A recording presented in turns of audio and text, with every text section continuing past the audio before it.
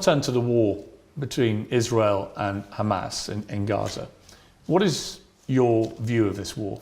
I think when you call it a war, you're doing a disservice to the people who are having their limbs blown off by some of the most advanced technical weaponry on the planet. It is a genocide and it is disgusting. And it doesn't matter which side of the political spectrum you fall on. When you observe a genocide in front of your very eyes, you should be disgusted. Which side is waging genocide? The Israelis are genociding the Palestinians, and you know it as well as everybody else does. That. Well, then it seems like your bosses are not allowing you to know it. What do you think of what Hamas did on October the 7th? Why are you starting the story in the middle, I Piers? didn't. I just asked you about the wider war.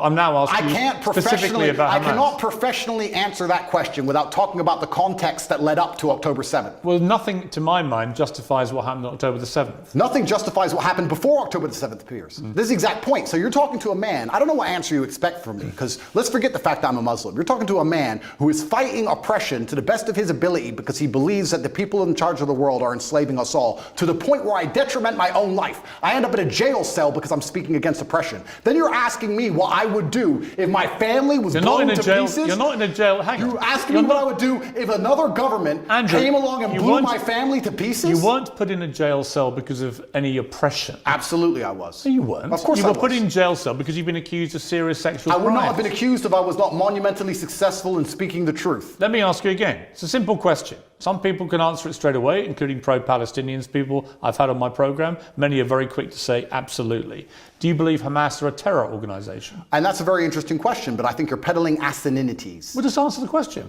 Can somebody do me a favor? Google asininities and find out if it's a word. I know what it means. If it's not, make sure it's added to Webster on Top G's orders. Okay, just, are they a terror group? You're peddling asininities because I'll tell you why, Piers. Let me answer the question. No, I'm not. Of course you are. It's a simple question. That's like me asking... I'll tell you why I asked, because the UK, where you were born, prescribes Hamas as a terror organization. They also prescribe me as dangerous to children in schools. Let me explain something to you, Piers. You're not prescribed as that. If I were to sit here and say, is stealing wrong? And you'd say yes, and I go, but what if the person stealing is trying to feed their family, and if they don't, their family are going to die? Is it still wrong? You're trying to take a very nuanced and complicated argument and reduce it down to one sentence, which is failure. You're trying to equate stealing with a mob of terrorists breaking over a border, going to peaceful... Is that what Israel did? Wait a minute. A mob of terrorists breaking over a border and killing people. Is that what Israel did? Going through a border on October the 7th. Oh, October the 7th. Massacring young people at a festival, massacring families in their homes in a kibbutz, setting fire to them, cutting their heads off, killing babies. Oh, killing 40 babies. That was true. Well, fine. Were the babies vaccinated? Why are you being flippant? I'm not being flippant. The point I am making... I don't find that funny. No, but the point I am making is that the media lies, firstly. Secondly... I can ask you about different things at the same time, right? Sure. So I'm asking you, first of all, specifically, what is your reaction to what happened on October the 7th? Sure. I'll answer the question professionally. I do not condone the loss of human life on either side. I think anybody doing anything which directly damages civilians is disgusting and abhorrent. However, I would be an amateur if I could not sit and pretend I do not understand the motivations behind either side. This is not even me taking a side. I understand why Israel is doing what it's doing. I understand why Palestine is doing what it is doing. However, I still call the Israeli actions absolutely abhorrent and genocidal. Okay, we're going to come to Israel's actions, I promise you. We will ask that question specifically. But in terms of what Hamas did on October the 7th, do you accept that was an act of terrorism?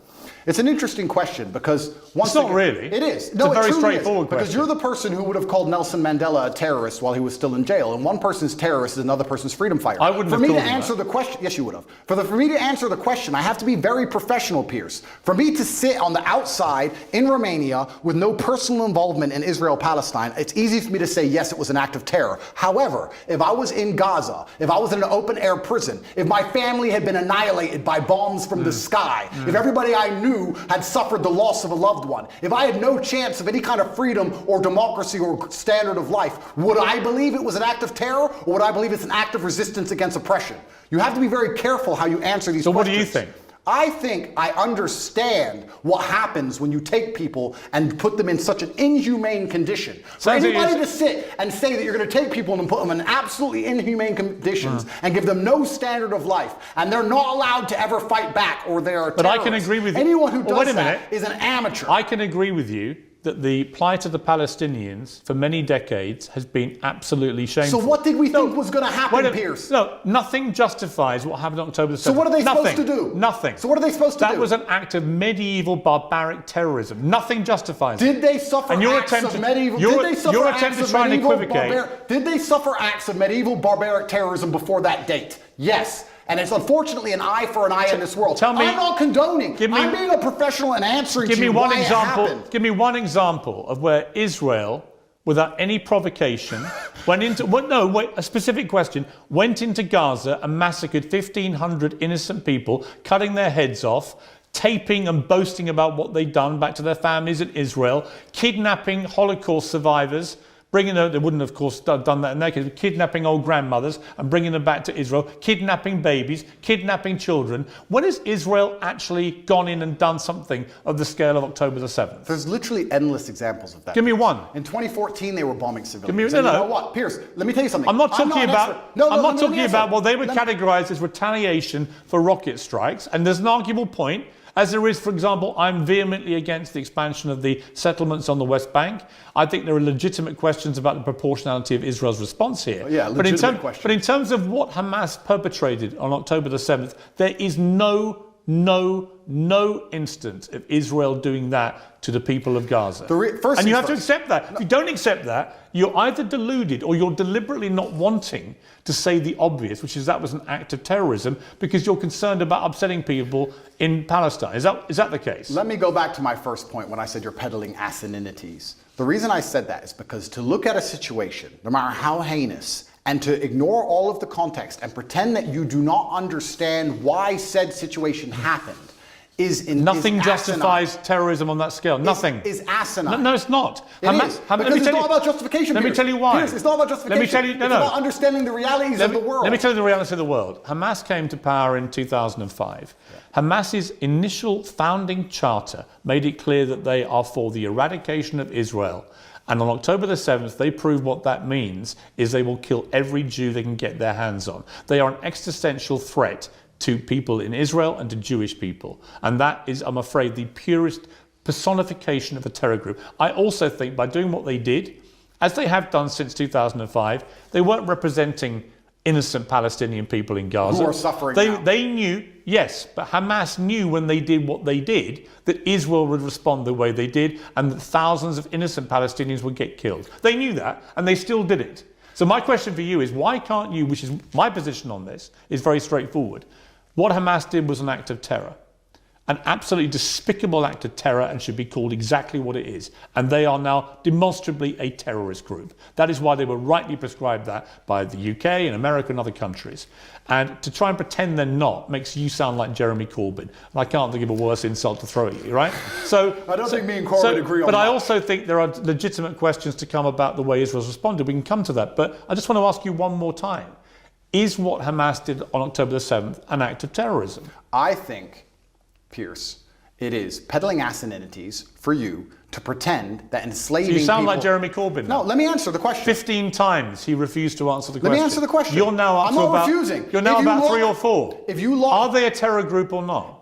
They're one team's freedom fighter and they're deemed a terrorist What do group. you think? I think that if you lock people in an open-air prison and steal their land, they're going to retaliate. So they're not a terror group? I think they're going to retaliate. They're not a terror group? One team's terrorist is another team's freedom fighter. Okay, we're now up to fighter. about 8. Are they a terror group? And also, another thing I want to make clear to you, Piers. Only Jeremy Corbyn has done this. Done what? Refused to answer the question.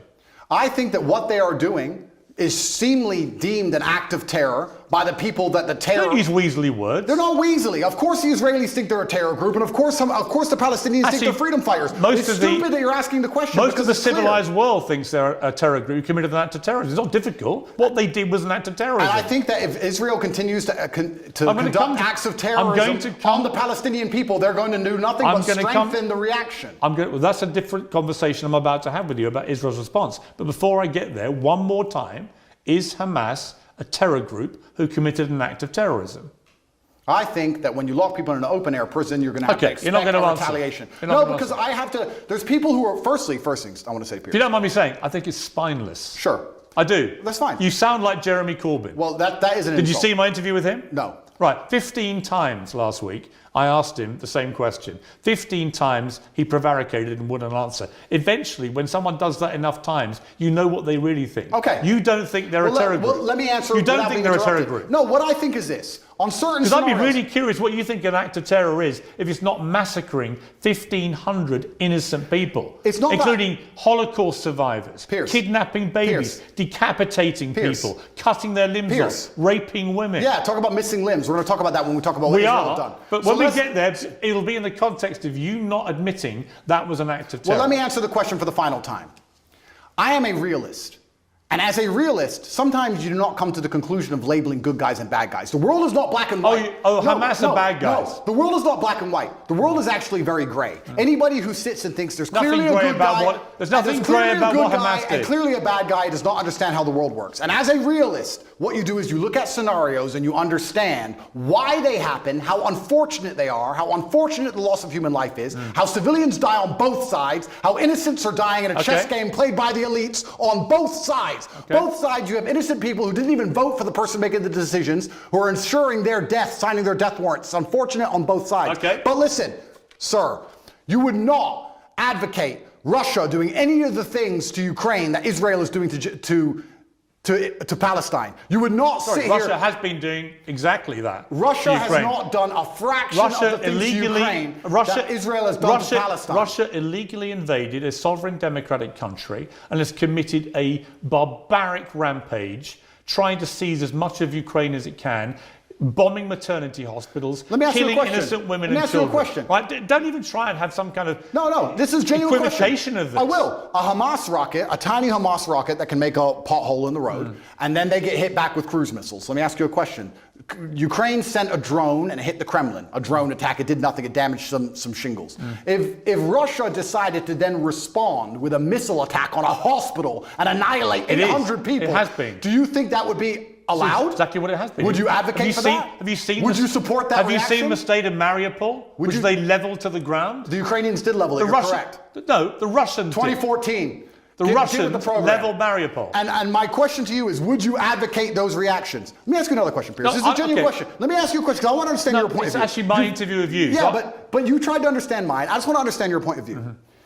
If I believed, or if Israel believed, that one of the people in your house was a terrorist and decided to destroy your entire house and kill your entire family, would you sit and say, well, maybe there was a terrorist inside, I accept that? Or would you be enraged?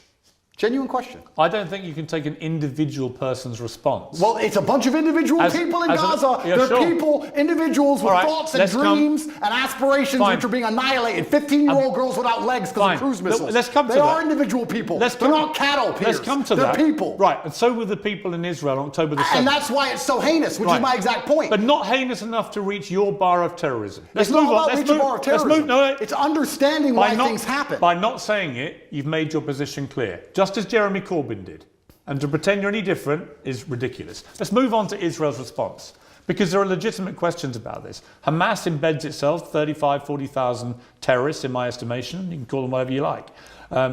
And they're embedded amongst the civilian population, predominantly in northern Gaza. We know from intelligence over the last 20 years, which you won't believe because the Matrix has made it all up. Correct. But we know from intelligence that historically Hamas likes to embed itself, particularly around things like schools and hospitals and mosques, because that makes it more difficult if the Israelis attack. Now, Israel has killed nearly 12,000 people in its response, right? There are many people around the world demanding a ceasefire who think that is a ridiculously disproportionate response to what happened. Well, it was genocide. They would want to kill everyone in Palestine. They don't. They just want to drive them all out. Whereas Hamas do want to kill every Jew. That is actually what genocide is. You know what's actually interesting? Because you've spoken about this subject with people who actually understand the conflict better than I do. Mohammed Hijab understands it better. Low-key understands it better. I'm talking from a very general humanistic perspective, because I don't understand the absolute intricacies like they do. Do you know what genocide means? Of course I do. Right. Genocide means you want to eradicate an entire people based on race or ethnicity. Israel clearly doesn't want to do that to the Palestinian people. Clearly not. If it did, it wouldn't tell a million of them, as it turned out, who moved south. Now, there are arguments about whether to attack them as they moved. Well, some people got hit as they moved. Oh, some people got hit. Yes. Some people got hit. You know what, You know Andrew? what happens? You know what, Andrew? Wait till it's your son, son. You know what? Wait till it's your son. I agree. And you know what, Andrew? War is horrific. It's horrific. The question is it a just war for Israel to go after Hamas? And if it is, and you believe as I do, Hamas has to be got rid of, how do you do that? If you don't do it the way Israel is doing it, how do you get rid of that terror group? Now, you won't agree with anything they're doing because you can't even categorize them as a terror group. No, the reason I won't agree with them is because I'm a human, Piers. And please let me answer this without being interrupted. You didn't answer my earlier question for a reason, because you knew that you couldn't answer it without proving my point. The question about the fact that if they decided to cruise missile your house because they thought somebody inside was a terrorist, you would not accept the loss of your family that you have raised. You would not accept that. Of course I wouldn't. Okay, absolutely. So let me answer this as a professional. What's funny is I'm a humanist. Like I said, professional what, by the way? The professional. What Please does let me that answer. Let me answer. What are you? What are you speaking? You say you're speaking to professional, and I'm talking about this from a humanistic perspective, right? And like I said, you've talked to people more knowledgeable than me on the details of the subject. Right. Listen to me very carefully. I thought we lived in a democratic society. You just had 35,000 Hamas terrorists, and this is the thing that's most upsetting to me. This is what genuinely upsets me. Israel intelligence will say a guy's a Hamas terrorist. Has that guy gone to a court of law? Has there been a democratic process? Has he been proven to be a terrorist? No. They've just decided from their intelligence that couldn't see an invasion coming from hundreds of miles away. So this intelligence is actually no. It's not great. No. So they've decided this person might be an intelligence without court case, without any kind of democratic process, and because of that, they've decided to annihilate civilians along with him, and it's all just collateral damage and nobody should care. That is not a humanistic perspective, and that is disgusting, and any person in the West who is advocating for that is a hypocrite, because if it was turned on them, if the American government said, we think the person in your shopping mall, one of the people you were shopping alongside in the mall, might have committed a crime, we didn't take them to court, we think they might have, so we killed your whole family, get over it. So the last time is a clown and a hypocrite. So the last time, what do you expect full-grown men to do? I'm about to respond. What do you expect full-grown men to do when you kill all of their families and leave them locked in an open-air prison? Let me respond. The last time that Jewish people faced an existential threat was in World War II. And the Nazis, who wanted to take over the world and kill every Jewish person, the Nazis were ultimately defeated by Winston Churchill leading the Allies. And Winston Churchill, in the process of defeating the Nazis, killed a lot of German innocent civilians in the process. Do you think that was justified? Let me ask a question. Was it? No, I asked the questions. Was it justified? Sir, I believe, and let me just get this right in my head. Yeah, think about it. No, I don't need to think about your question. I believe that the Nazis, which were obviously heinous, I'm not advocating anything they did, it's disgusting, the Nazis. I'm glad we beat them. I'm actually a huge Were they fan. terrorists? Yeah, they were. Right. So I believe that they So when you massacre Jewish people, you're terrorists. Except when you do it in Israel. When you try and conduct genocide on a populace because you don't want them on land you say is yours, then you are terrorists. It's exactly what Hamas did on October the 7th. Exactly what Israel had did before that. So you've literally just described what Hamas do. You just described what Israel do. They're trying to genocide the Palestinians as we speak. And this is the exact point. So Israel... No, but to sit here... Hang on, so you think Israel are terrorists? I think that what they're doing now is disproportionate and genocidal. Is it terrorism? It's genocidal, so I guess that makes it terrorism. It's genocidal. So they're terrorists for responding to an act of terror, but the people who committed the act of terror are not terrorists. The way in which they're responding... You see the problem in that argument? No. Really? Piers, what they are doing now... Slaughtering 1,500 people in the way they did it is not an act of terror by terrorists, but a response from the people who are on the receiving end, rather like the response of the Allies in World War II to what the Nazis did. That apparently is the only act of terrorism. Didn't you say 12,000 people the Israelis have killed thus far? Yes. I saw a video of a 15-year-old girl with no legs begging to die. Yeah. She was begging to die saying, I have no future because my parents are gone or my legs are gone. It's horrific. I have no future. No, but you say that, right? You talk about numbers and statistics and you say a few people got caught. You don't think of Gazans and you don't think of as Muslims and Palestinians as individual people. Oh, yes, I do. No, you don't. Because if you did, if you did, you would not be happy with what's happening. Don't you dare say that about me. Well, okay, then don't group them together in numbers. No, they're not numbers, they're I've spoken for many years about the plight of the Palestinian people. I think it's outrageous that Israel has any control over their ability to function with water, with fuel, with other energy, and so on, and food and so on. That's interesting. So if you were in Gaza as a Gazan male of masculine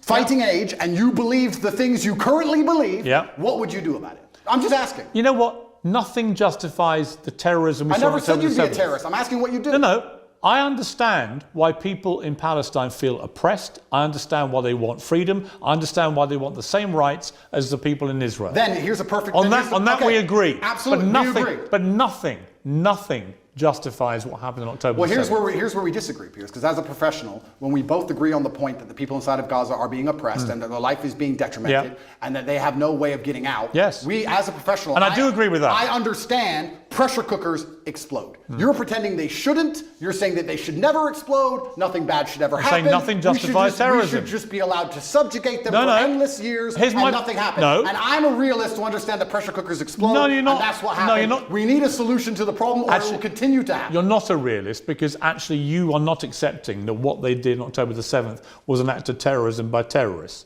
You won't accept that. You think actually they're freedom fighters doing some kind of resistance. And I say that is ridiculous and shameful. That's the difference between us. I understand that pressure cookers explode, Piers. Right. So you think it's perfectly reasonable what happened there? I don't think it's reasonable. I think it's a shame. Natural consequence. I think it's a shame.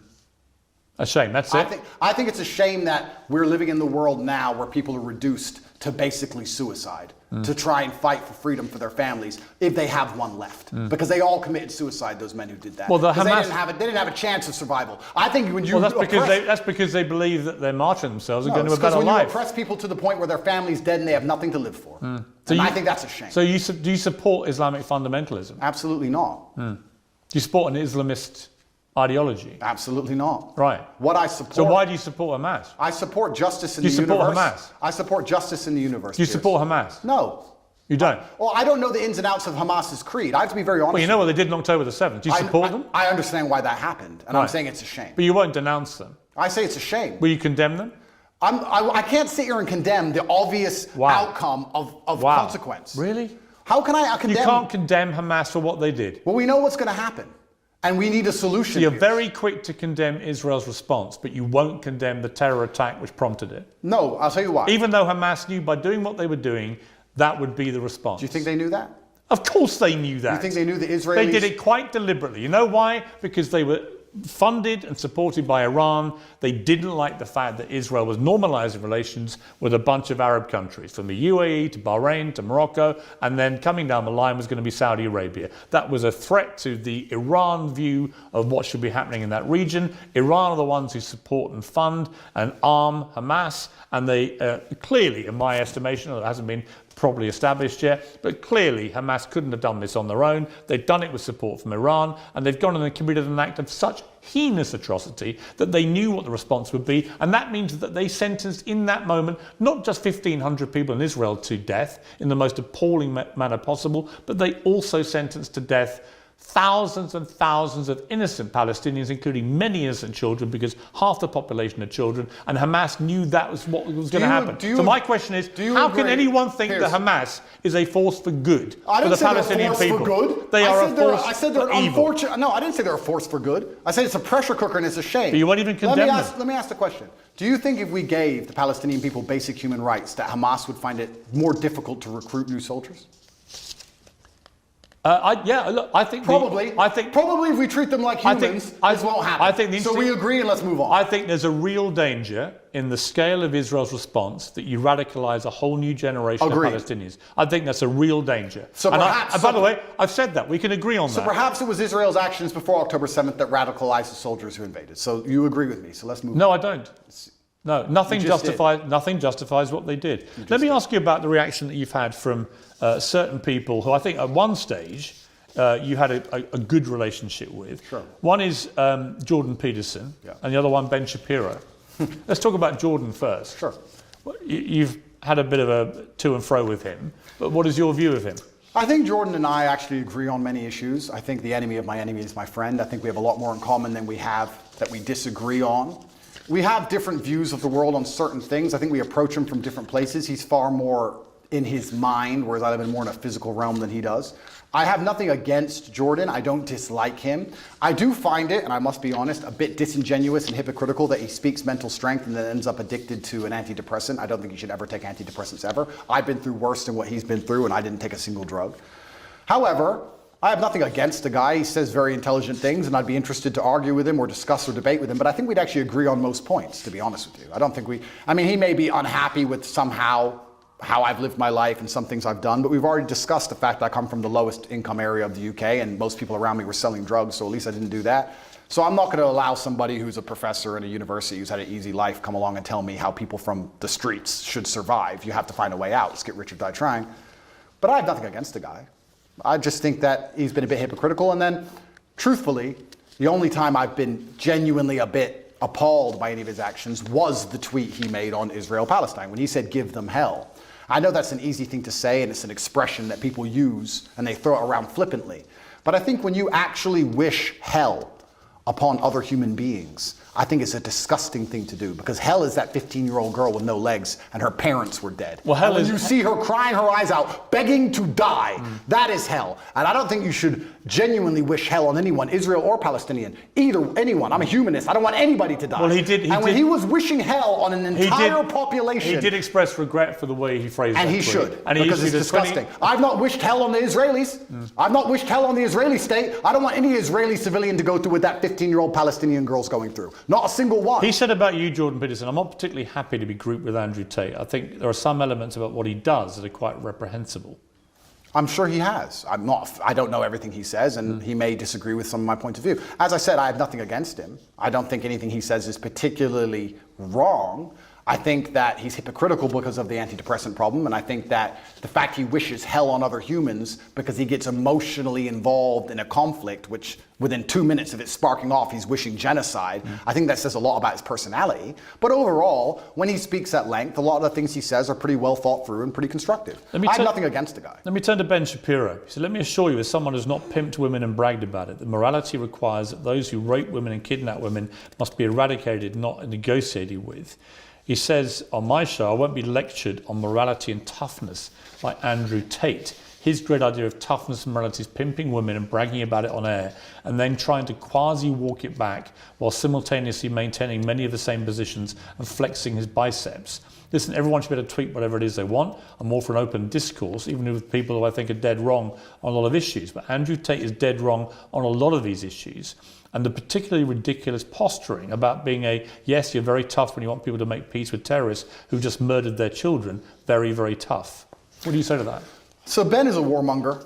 Ben has been wrong on basically every single issue you can name. He was with you with the vaccine and every other war. Ben is always calling for other people's young men to go and die in some war. He seems to love it. I don't know if he has short man syndrome, but he's always behind his desk calling about how important it is that big, strong men like me go and die. And the reason he tweeted that and said that is because when Hamas and Israel, at the very early in the conflict, I think it was 3 days in, were discussing possible peace talks, he tweeted, "No, absolutely not, fuck them, kill them all." And I said, Ben, as a man who's done his own fighting, because I've had a life of pain and violence, listen to me. Peace is always worth a conversation. What I said is that we should always be prepared to at least discuss peace. He, because he's a warmonger, said, "No, peace is not worth a conversation. You're this, you're that, da-da." Because he's always sitting behind his desk. He must have a booster chair, and he's always running his mouth trying to invoke violence and call for war. And I find it kind of hypocritical, because a man who's so small he would die if he was slapped on the street, sitting behind a desk and screaming for other people to be annihilated,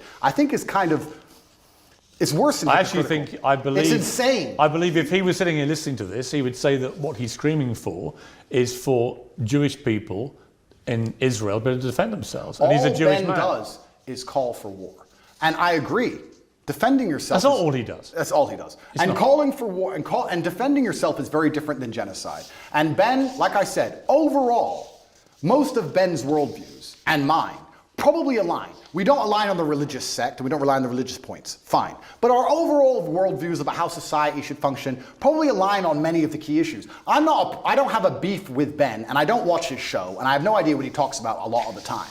But what I do know is that every time I turn it on, he's calling for someone else's son to go and die in a ditch somewhere for his interests. And I don't like people who are not advocates for peace. "Blessed are the peacemakers," said Candace, who is far more intelligent than Ben will ever be. And she is completely right. He replied that rhetoric, starting an argument with me, when I said we should talk about peace. I say we should talk about peace. He calls for the death of civilians, and somehow we're asking why my point of view is seen as abstract. It's insane. Why can't we all just sit down and say the fighting must end? Why can't we do that? Why can't we sit and say, nobody should be dying, let's stop using the most advanced military weaponry on the planet to blow the limbs off children? Why can't we say that without being deemed some kind of terrorist sympathizer or anti-Semite? It's insanity. Trump came along and didn't start a single war. He's the only one who didn't. And they're going to come along him and make him a bad guy. When a new president comes in, it's just endless war and death and killing. Have you seen a dead body, Piers? Have you seen people lose a fucking limb? It's disgusting. I know what's happening over there. Have you seen that? I don't need to tell you about the parts of my history that I'm not prepared to share, Piers. I said it to Ben. I said people who have done their own fighting and seen their own violence and have seen people bleed out in the street from a stab wound are not going to be so smart and so quick to sit behind a desk and call for the death of innocent people. It's disgusting what's happening. I don't want anyone to die on either side. And when I come along as a peacemaker and say, this is insane, because he's a warmonger, because he has chosen blinkers and sees one side of the argument and refuses to accept the humanity of Palestinians, he says I'm a bad person for calling for peace. Well, you know why? Because he'll probably listen to this interview and say, this guy can't even describe Hamas as terrorists. If Ben Shapiro thinks bad of And if you don't think what happened to the people in Israel on October the 7th is an act of terrorism, did I not just say then you are, I want all people then to you stop are just dying? You are just as partisan to one side as you believe Ben Shapiro Did is I to the other. not just say I want all people to stop dying? Piers, don't interrupt this. It's 2 sentences. I want all people to stop dying. However, I understand what is going to happen when you create a pressure cooker. That is my answer, and it's extremely professional. I don't want anyone to die, and because I don't want anyone to die, because I'm a peacemaker, because I'm a humanist, I understand you cannot lock people in an open-air prison for an undetermined period of time without provoking terrorism. So out of interest, what would you have done if you'd been Israel after October the 7th? That's a really interesting question, and I think there's people who are more qualified than me to answer. Given that Hamas last week said, we're going to try and do the same thing again and again and again, what would you do to defend the people of Israel? Good question. They have the Iron Dome, which is largely effective. I think that their border security is usually effective. It's very interesting that it wasn't on this So you would day. say they would do nothing then, other than tighten up security? I think if I was truthfully, I'll answer the question. If I was truthfully in charge of Israel, I would have found out how our border was penetrated. I would have made sure that was impossible to do. I would have had large conversations and discourse during that period, which would probably take weeks to ensure that my border was impenetrable because we were at no genuine threat of a repeat attack.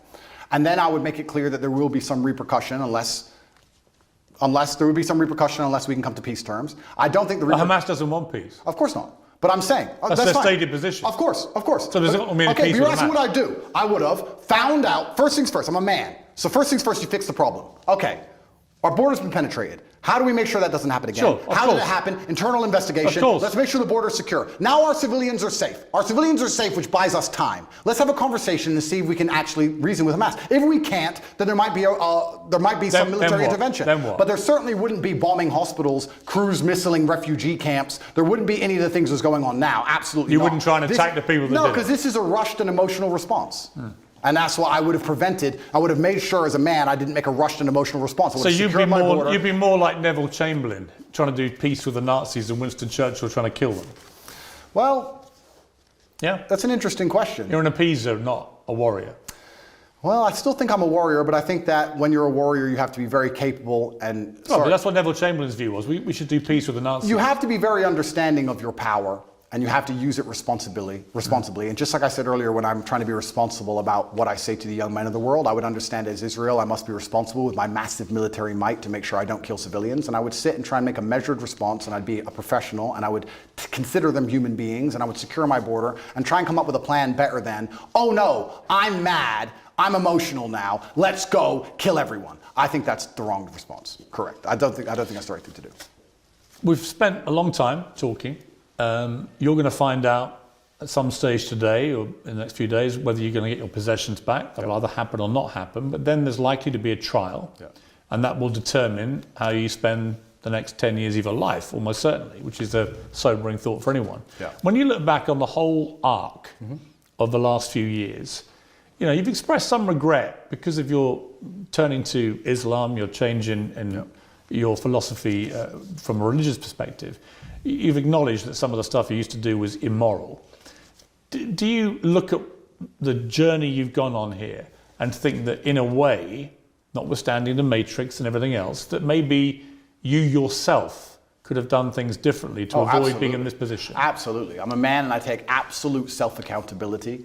You have to, as a man, your superpower is looking in the mirror and understanding everything that happens to you, both good and bad, to a degree is your fault. It could have all been influenced. I could have avoided all of this. I could have avoided the Matrix attacks, I could have avoided jail cell, if you don't let me using that term. I could have avoided all the negative press. I could have chosen to work in Starbucks and just stayed a nobody. I made choices that put me in this position. I take responsibility for them. I said things on the internet in a satirical way on videos that got 110 views when YouTube was brand new that I did not expect to become the most viral videos in the world because I didn't expect to become the most famous and known person on the planet. That's all true. I'm not saying I have no part to play in any of this. However, I can still say that I'm completely innocent. I can still say that it is only my fame and notoriety that has inspired the prosecution service to try and even put me in jail in the first place. I can still say that there's some unfair policing in the world depending on your political views. I can still say all of those things while accepting absolute responsibility for the situation I am in. Andrew Tate, thank you very much. Thank you, sir.